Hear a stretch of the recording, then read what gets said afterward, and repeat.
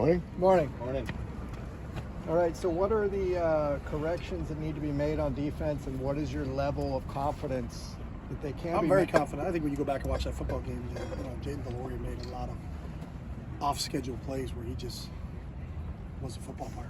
And I think that their big plays occurred, especially on third and long and second and long situations when we had them pinned back. And he just kept the play alive. One of the touchdown that he threw, the two touchdowns, on the scramble plays, are kind of sometimes you got to give him credit on what a great player he was on that particular night. So, I think our scheme is sound. I think our players do a really good job with it. I think they have a great understanding with it. When plays break down, we just got to do a better job of finding receivers and plastering to receivers in those scramble situations. So that's the key against Caleb. Well, they're two different people, so I think we don't compare Caleb to Jaden. So, you got 11 games. It's a different scheme. Lincoln runs a different scheme than Jed runs. So our sole focus now, as we move on after we put the game to bed, earlier this morning, we go to our install for what we're going to do against USC. But our game plan from USC isn't predicated on what we did against Arizona. So I guess what I'm asking is, so what does the defense need to do well against USC and Caleb? We need to tackle well. We need to keep the ball in front of us. We need to do all the things that that every sound defense does. Go ahead. Coach, what's the best thing you like about your club right now? I like their resiliency. I think we have great leadership. We have some older players on our team. The Molasses, the Dorians, the John Gaines, kids that have been around here for a while that have had a lot of highs and they've had some lows, but I think they've always bounced back. They've always practiced really, really well.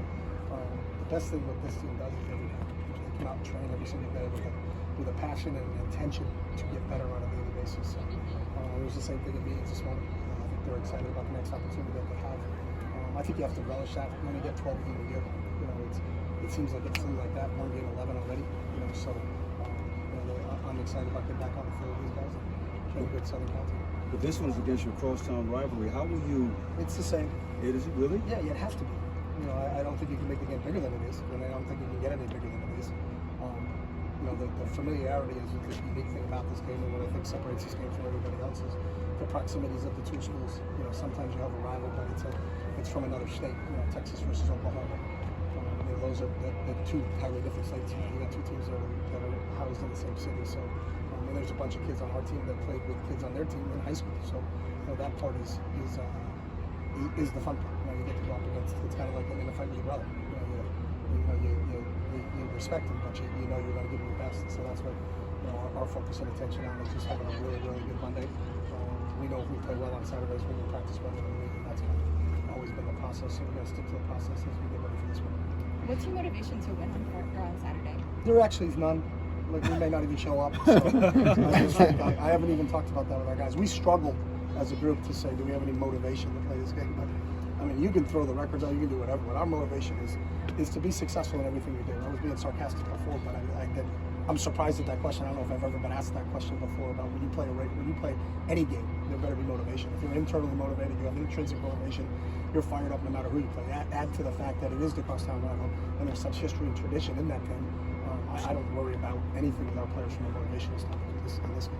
You talked about the familiarity of both teams, but they actually both have a lot of transfers, many of them from out of state. Does that change the dynamic a little bit, maybe reduce the familiarity? I don't. I don't have that answer for you. I don't know the exact numbers of that, but there's still a lot of kids from Southern California playing in this football game, so probably more than anybody else we know. So that's kind of what we talk about. And there's a lot of high school teammates, from some of the bigger schools in the region that send kids to both places. So. How's Kaz? Kaz, we'll see what he can do from practice standpoint today. So I haven't seen him practice yet, so we'll see what he does when we get him out on the field. Bill McGovern? Billy's not here today. Has he suffered a setback? Or? Billy is just unavailable. How would you assess your defense's performance on the season overall? I think our defense has done a really good job. We got to be better in some of our situations. That's part of it. I think if you look at that game specifically on Saturday, there's a couple things situationally, especially the unscheduled plays. The quarterback scrambles, the plays off the quarterback scrambles, things like that we have to improve. And I think that's what you work on every single week when you watch the game tape. You put the game tape to bed. You go into your meetings, you make the proper corrections, and you go out in the field and execute that. Probably Dorian's last home game on Saturday. Have you gone through as much with the quarterback as you have the 5 years with him, just kind of when you got here and just seeing the ebbs and flows? Have I missed what your question was? Just, have you gone through as many highs and lows with a quarterback in 5 years? I think anytime you're coaching, you go through highs and lows with everything. I think everyone is individual, and I think it's unique. So I never try to compare one to another. But it was like this when I had this guy, but it was like this when I had that guy. There's an extensive period of time with him because he was around for 5 years. And, I think that's a cool thing. You get to be around Dorian for 5 years is really cool. He's the ultimate competitor. Competes his tail off. He's unbelievably tough. When you talk about resiliency, I think he models resiliency in terms of how he plays, how he practices every single day. I don't know if people realize how hard it is to play quarterback and be on the field. He very rarely has missed any time. And when he's missed time, very rarely does he miss practice time. There's other guys where maybe the trainer will say, I'm not sure what he's going to do today, and then you look out there and he's full. But that's him. His toughness and his contentiveness are what he's good at. What's it been like just seeing the growth in him? Because when you got him, he really had only 1 year as a quarterback. Yeah, that's the fun part. I think our job is we're a developmental program, and I think that's the job of any college is to develop kids. You get them at 17 and 18 years old coming out of high school, and then they debut at 21, 22 as they grow into young men. So watching him develop, both academically, athletically, socially, spiritually, has been fun. That's the cool part about it. And he understands that there's a constant thirst for him to get better on a daily basis. And that makes you as a coach, you got to come to work every day and you got to be prepared because he's going to be prepared. And then just on the other side, how much of a challenge is Caleb Williams? Yeah, he's as talented a quarterback as there is out there. I think he can really throws the ball really well. I think he says Lincoln's always had a great design, when it comes to quarterbacks. And I think Caleb is as good a quarterback as there is in the country. So we're excited about that challenge we're going against him this week. How big of a drop off do they have with Travis Dye out at running back to their next running backs? I don't know because there's not enough on it, but I think we've played against Austin before when he was at Stanford. He's a good, solid running back. Really is a young freshman that's really flashed. And then they got another big transfer that's a physical player. So I couldn't be able to tell you because they haven't had him. This is the first time they haven't had him. So you got nothing to compare with. But I know those other guys are good. And then there's weapons everywhere. Whether it's at receiver, at quarterback, or at running back. So it's not just a running back driven offense. So I think. Obviously, that's a blow to him, and I feel for Travis. Travis has been one of the great players in the Pac-12, and it's sad when you don't get a chance to compete with him for the last time. But there's another kid like a Dorian that kid's a competitor. He's tough as heck.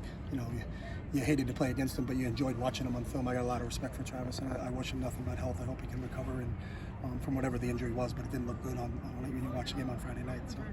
How many bits that receiving core that they have with Addison and the different? Yeah, they've got some depth there. With Addison and Rice and some of the other guys and Williams. They're working in some other guys into that thing. But I think I think everybody in this league, when you're facing, we played good receivers last week. We played good receivers this week.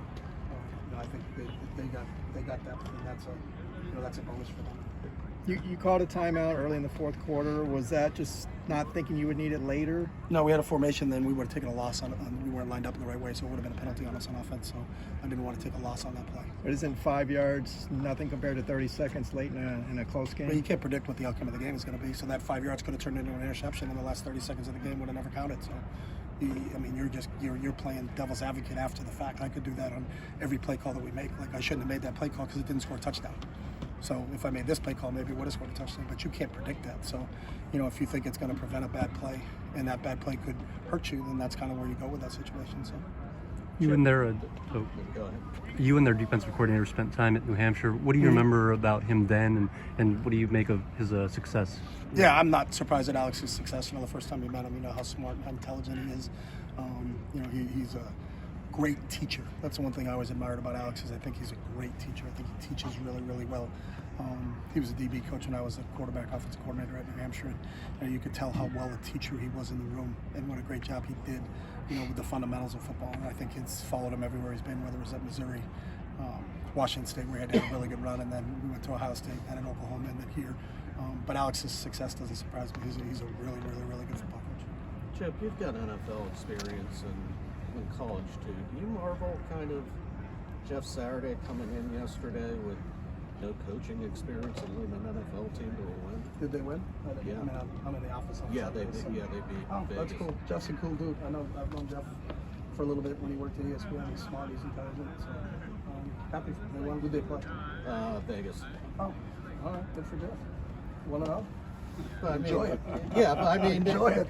they're just a lot from the coaching profession that out dare somebody come in with no coaching experience and come in and coach an NFL team. That seemed just somebody with no coaching experience coming in and getting a win in 6 days. I know there's a lot of people out there that think they can do it, so more power to them. So, but I think Jeff had an unbelievable career. I don't know the inner workings of all that. But I know Jeff as a person, the little bit I know him as a person, Jeff's a class act, and Jeff is good people. So. This is, I believe, the first time ever that USC and UCLA will each have black starting quarterbacks in the game playing each other. What does that mean just to have that? Really? Yeah. I don't know. I think it's awesome. I think the two of them are, we got to know Caleb a little bit in the recruiting process, and obviously, what we think of Dorian. I think the world of them, and the success that they've had. I actually wish there wasn't a talking point. It shouldn't be a talking point. I think that the two of those guys are unbelievable competitors and unbelievable quarterbacks. And I'm actually surprised that you had Rodney Peete and some other guys here, Hundley, and there's been a lot of guys going through the program. I just didn't know that was the first time there was ever two matched up. But I think both those guys are tremendous football players and tremendous competitors. There's so many different players on this team who have played multiple positions, or they can. How important is that versatility just in today's college football landscape? Well, I think it's the nature of the game. I think the game is starting to move a little bit towards more positionless things, especially on the defensive side of the ball. DBs play linebackers play defensive line. A lot of defensive linemen drop into coverage, so there's a lot of versatility is a positive, in terms of what you can do, because I think it allows coaches to mix and match a little bit more. And it ends up being the same thing offensively. If you have a guy that can be a running back, or a wide receiver that can be a running back, or a running back that can be a wide receiver. Demetric Felton's a great example. Started off as a wide receiver, here finished as a running back. Kaz and his ability to help us out when Zach didn't play against Arizona State.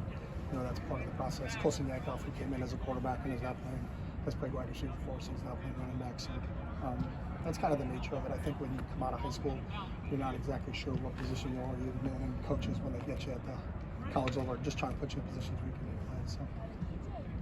Keegan Jones, is he back? I'll see if he's going to be available for practice. With what Lincoln's been able to do at USC, just bringing guys in with the portal and everything, is that the new norm now in college football that you can I don't know what build? the new norm is. You just talked about a coach that never coached football before is coaching in the NFL. So I couldn't tell you what the new norm is. And then I don't really worry about the new norm. I worry about, what do we worry about, Ben? Having a good what? Good Monday. Good Monday. I got to go because we got podcasts. I got to go. Thanks.